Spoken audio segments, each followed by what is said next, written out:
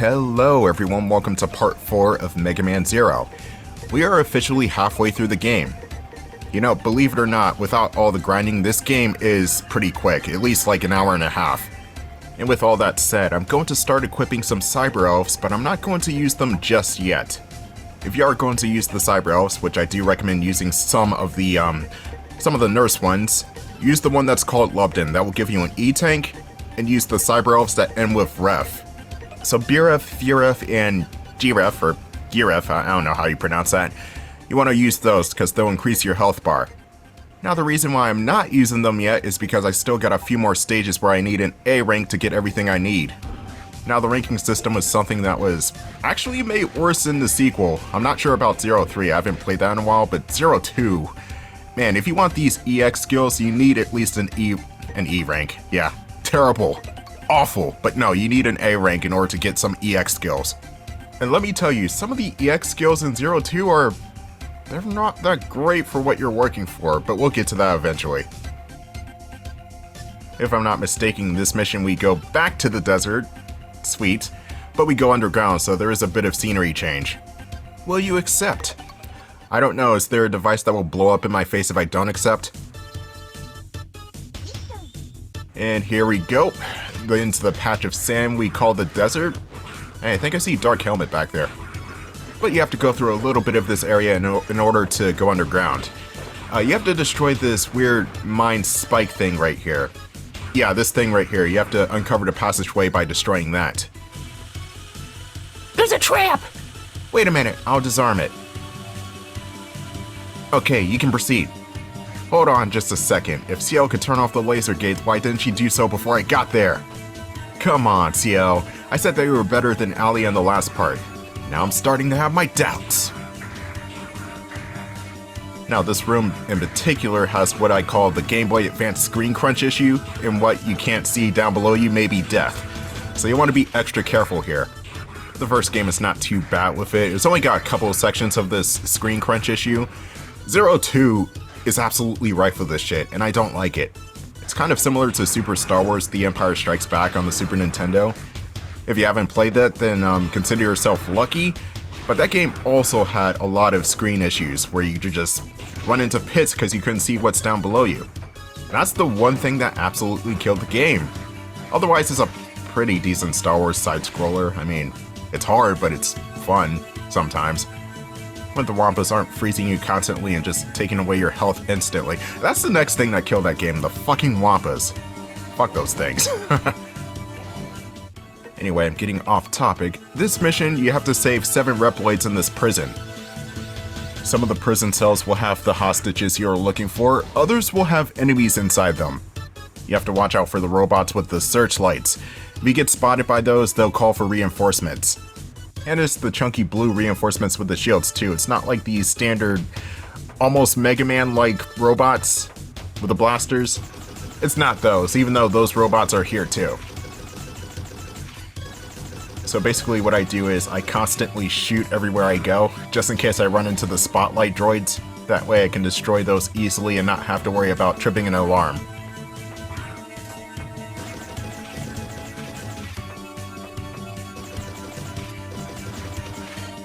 I wonder where the door leads to. Your guess is as good as mine. I can't open it right now because it's too well protected. And that means we're gonna have to backtrack to this area again, which means we're going to have to see the desert at least one more time. Didn't I tell you this game absolutely loves the desert? Because it loves the desert. It's almost kind of like 03 loving the snow. I would absolutely take the 03 snow stages over the 01 and 2 desert stages. It's mainly because I hate deserts on principle. It's too hot and arid. Anyway, we got 3 more prisoners to save according to that guy. And based on the fact that this is a Capcom game and enemies have to respawn, I'm surprised these guys are not getting rearrested or shot on sight. But then again, that would be stupid if that were the case. And that will be a much more of a pain in the ass for Zero's mission than it already is. It's a spotlight guy, you don't want to trip him off. And that's an enemy in the cell, you could kind of tell the difference between that and the normal hostages.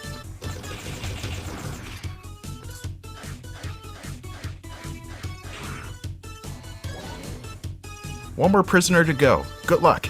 No, wait, there's an enemy down the hall. That's what I would say if this were GoldenEye and I actually had to clear out the enemies before unleashing Natalia. Yeah, I love those missions. Have you rescued all the others? Wonderful! Thanks for saving us! At least he thanked me. Okay, now we just have to go to the left here. We also don't have to worry about tripping the alarm anymore. But we still got a boss to take care of. A boss is protecting the hangar for the shuttle. There is no way for us to defeat it without your help. Jeez, really? Really? There's 8 of you! And there's 1 of me, which is 8 of you put together. We could take this thing on, no problem, if we no? Okay, we're not gonna team up? Fuck it. You have done well to make it this far, but this is where your journey ends. I'm Bliss X. Stagroff? What? Okay, that name stunlocked me. What the hell's a Stagroff? Anyway, Stagroff, who looks kind of like a cross between a buffalo and a yak. I don't know. Stagroff is pretty hard to deal with. He's very quick and agile for something his size, and he's also throwing out these icicles everywhere. It's like, can I get a hit in, please? Okay, no, alright. Frost Walrus was easier than this. In fact, every other Iceman or Ice Maverick was easier than this, except for the one in Mega Man 10. I forgot his name. I think it was Freeze Man?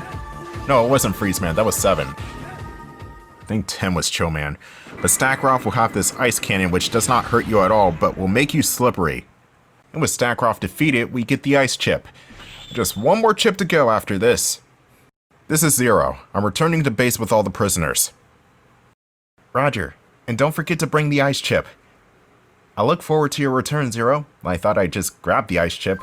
No, maybe not.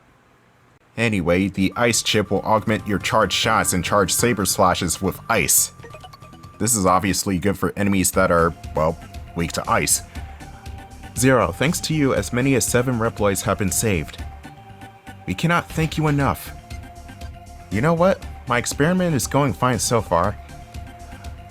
Once we succeed in developing a substitute energy, we plan to find a place and live a happy life. Somewhere out of the reach of our enemy Neo Arcadia. There we like to live in peace, free from the anxiety of hunger, and a warm blanket of happiness. That's kind of poetic. If that happens, you're going to come with us, aren't you, Zero? Well, I mean, yeah, it's time to settle down, Zero. Come on. Also, why is Zero just extremely poetic? A warm blanket of happiness? I'm not sure if I heard that exact term used like that before, but I'll be sure to use it once or twice, maybe. I don't know. I don't know, that line read is kind of bordering on edginess and cheesiness. I don't know what to make of it. Anyway, the next mission, I think, is going to be the factory, right? Oh yeah, it's the factory. This is actually my least favorite area in the game because of how it's set up. And also the enemy types are just really annoying to deal with. You got these flying enemies with shields that you have to attack from behind in order to deal with. And you never really know when they'll turn around either. It just seems like they decide to just randomly go the other way for some reason. I mean, I guess you could just stay there and map their patterns, but nobody's got time for that.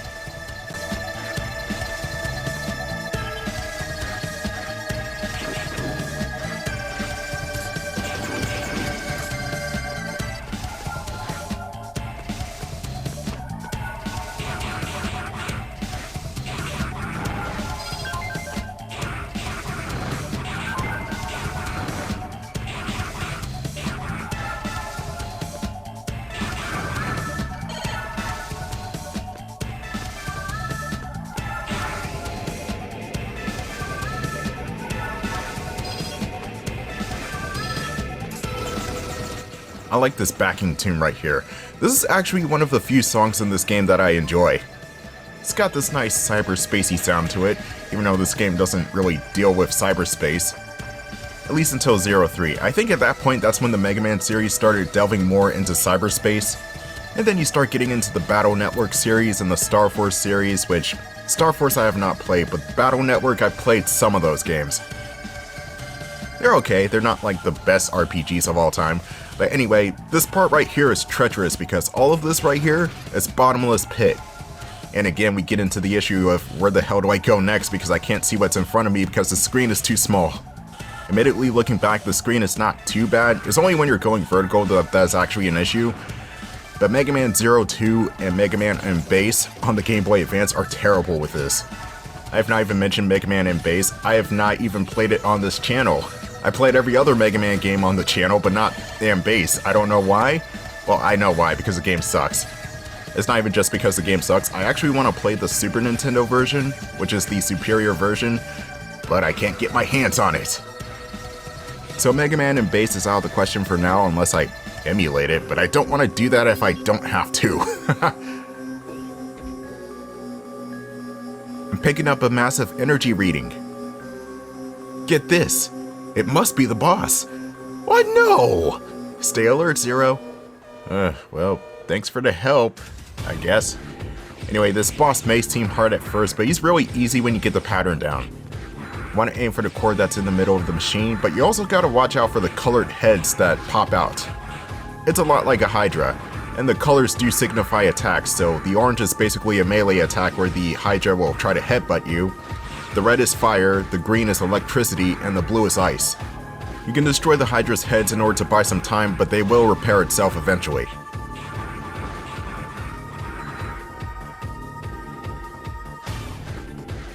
Yeah, it's not like you can destroy a part and move on. You have to constantly be alert, watch out for the heads, and go for the core.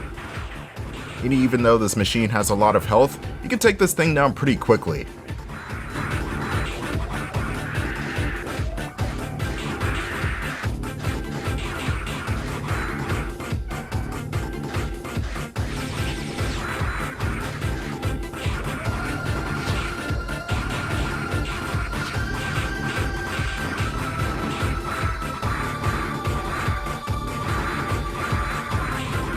Now, I can see why people will say that Mega Man Zero is one of the hardest games in the franchise, and for good reason, because without grinding, you can't really do anything.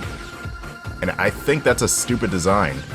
It's supposed to be a fast platforming action game. Why block it down with sort of Metroidvania-style level-up mechanics, even though it's not a Metroidvania? You know, I could possibly see leveling up the gun. Maybe the gun, but why the Z-Saber? Why does that have to be leveled up so you can actually do something? It's supposed to be your signature weapon, am I right? It's kind of like if Mega Man X forgot his blaster skills and he has to level that up. Which, to be fair, X does have a similar problem, but it's just as easy as going to a light capsule and getting the item and that's it. Zero tries to take a more convoluted route, and I don't think it works for the first two games.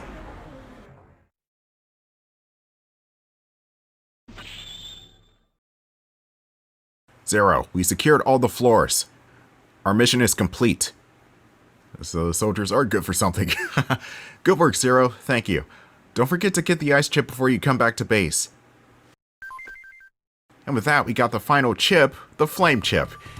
And my codename is Slayer. What the fuck is a Slayer? All these codenames don't really tell me that much about what I did. It's really bizarre. Anyway, you're welcome, ZL, again. She's always thanking me. I don't think I'm not really that special. I'm not. I'm just a red guy. In fact, if you really think about it, Zero is technically not a Mega Man. I mean, what's the first thing you think of when it comes to Mega Man? Blue colors, primarily uses a blaster, has the ability to copy others' abilities. Zero does not have any of that. Also, a Mega Man, or at least Rock and X in this case, were created by Dr. Light. Who was Zero created by? Anyway, we got a unique mission coming up. It's quick, but it's also very dangerous because a lot of this area is bottomless pit. And again, this is a Game Boy Advance title, so watch where you're jumping. You also have a lot of really annoying robot enemies with jetpacks that like to hover above you. You want to watch out for those guys too. The spin slash will make short work of them, but make sure you don't collide into them, otherwise you'll go tumbling down. Some of the platforms here are not structurally sound, so you want to get off of them as quickly as you jump onto them. Man, this level actually kind of sucks. I remember hating this on my first playthrough.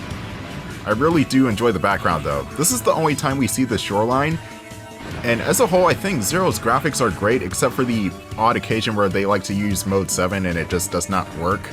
The overall art style of Zero does leave a lot to be desired.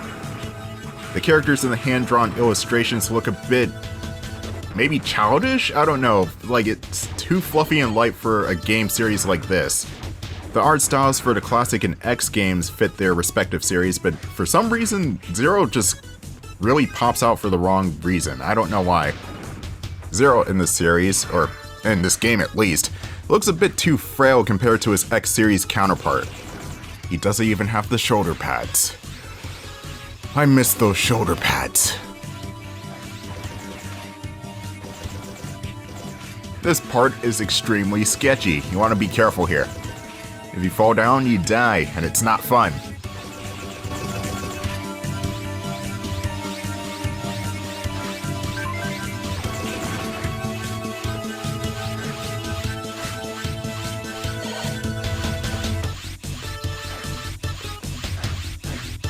Oh, either these guys are extremely useless, or somebody powerful is nearby.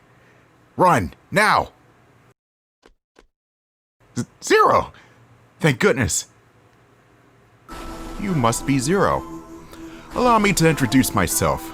My name is Harpuia. I was going slow there. One of the 4 guardians of Master X. Such foolish behavior for a legendary hero to side with Mavericks. You shall repent and atone for your sins, Zero. And this guy sounds nothing like how I pictured him. I would think he would have a deeper voice, but no, he just sounds like a child here. Anyway, this is Harpuia.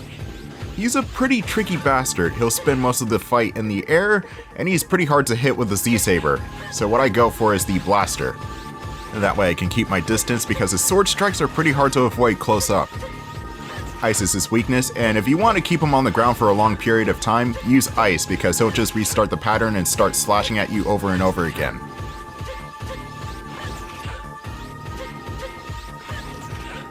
Ow.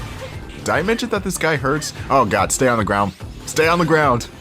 You do not want Harpuia to take off into the air because that's just a pain in the ass waiting to happen. Incredible. I underestimated him. I will have revenge someday. Stay healthy until our next meeting, when I shall retire you. At least Harpuia wasn't as violently sensual as Fafnir, I'll give him that. But with that, we still got 2 more Guardians to take care of. Or at least try and stop, because I don't think we kill these guys at all. Well, we kill one of them, but that's way later. Thanks to you, our comrade Kobor wow, unique name, was rescued. Thank you very much. He sometimes makes mistakes, but he's a good Reploid at heart. Please forgive him. Wait, what did he do? Why should I forgive him? What did he do? He just went on a unwittingly suicidal mission, that's it. It's not like he knew that Harpuia was there. Unless he did know, in which case that was stupid on his part, and he should be apologizing to me for his stupidity.